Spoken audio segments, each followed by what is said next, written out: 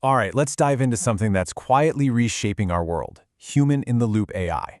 It sounds technical, but it's really about a new kind of partnership, balancing the raw power of machines with good old human judgment. And this partnership, it's rewriting the rules for pretty much everything. You know, this whole conversation really boils down to one massive question.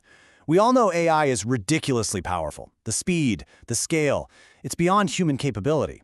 But that power brings a huge dilemma with it. Can we actually trust it to make important calls all by itself? I mean, look at this. It's really two sides of the exact same coin. The promise is incredible. Speed, scale, processing power we can't even fathom. But the flip side is just as real. You've got hidden biases, the old black box problem, where we have no idea how it got an answer, and of course, the potential for huge errors. If you just let that run wild, well, that's not going to end well. So how do we get all the good stuff without the disaster? Well, the standard answer, and what we're really digging into today, is this idea of keeping humans in the loop. So what exactly is human in the loop, or HITL? This definition from IBM pretty much nails it. The key phrase here is actively participates. This isn't just about someone watching a computer from a distance. It's about a person being directly involved to make sure things are accurate, safe, and that someone is ultimately accountable, especially when the stakes are high.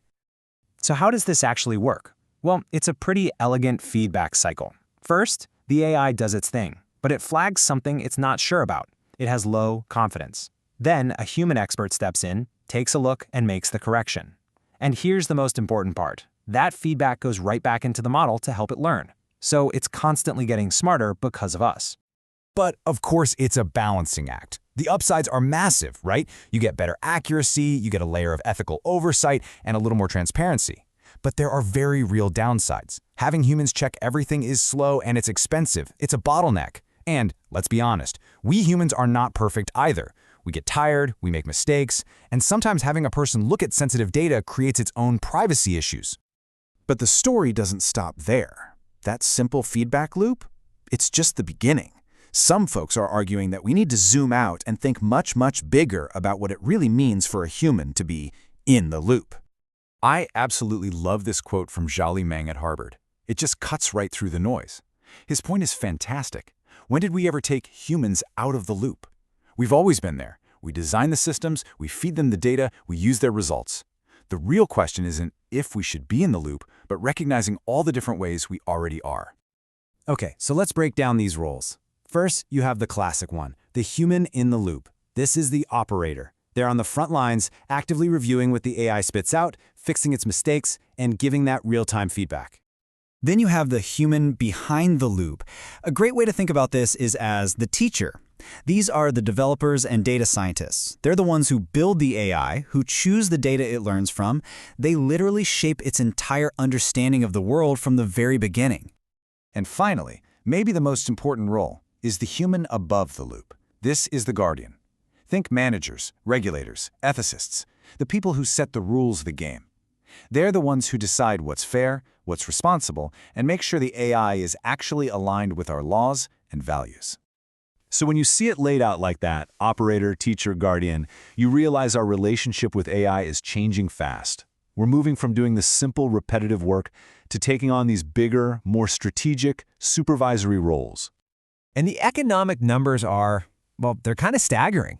PwC found that since generative AI really exploded onto the scene, productivity growth in the industries most exposed to it has almost quadrupled. It's not about replacing people, it's about amplifying what people can achieve. And the speed of all this is just breathtaking. Just think about this for a second. By 2026, which is right around the corner, over 90% of what we see online could be AI generated. And by 2030, having a human in the loop isn't going to be a nice to have. It's expected to be a core, non-negotiable part of building any AI system people will actually trust. This whole shift is creating jobs that didn't even exist a few years ago. We're talking about roles like algorithm ethics officer or model behavior coach. These aren't just fancy new titles. They represent a fundamental move toward jobs that require critical thinking, ethical judgment, and complex problem solving. Our roles are becoming more strategic, more important, more human. This quote from Reid Hoffman just hits the nail on the head. The threat isn't AI, the real risk is being the person who chooses not to use it. It's a tool, a massive force multiplier for anyone who figures out how to work with it. But this entire conversation leads us to a much deeper, and honestly, a much more radical question. If AI is learning from us, and our judgment is what makes it work, who actually owns the knowledge that makes it so powerful? A researcher named Fabio Massimo Zenzaro puts it in really stark terms. He calls this whole phenomenon the biggest knowledge theft of the recent years. Now that's a bold claim, but when you hear his argument, it kind of makes you think. Just think about it. Every single email you write, every photo you tag, every product review you leave online, it's all data. Every one of those actions is a training example. Zanzotto's argument is that we've all become unaware knowledge producers, constantly and freely feeding the very machines that are transforming our entire economy. Which brings the question right to you, doesn't it? As you go about your digital life, are you basically working as an unpaid trainer for these giant AI models? You're providing the raw material, the expertise, the human knowledge, and you're doing it for free. And that really leaves us with this final massive question. If our collective knowledge, our words, our images, our choices is the bedrock that this multi-trillion-dollar industry is built on, then what's our fair share?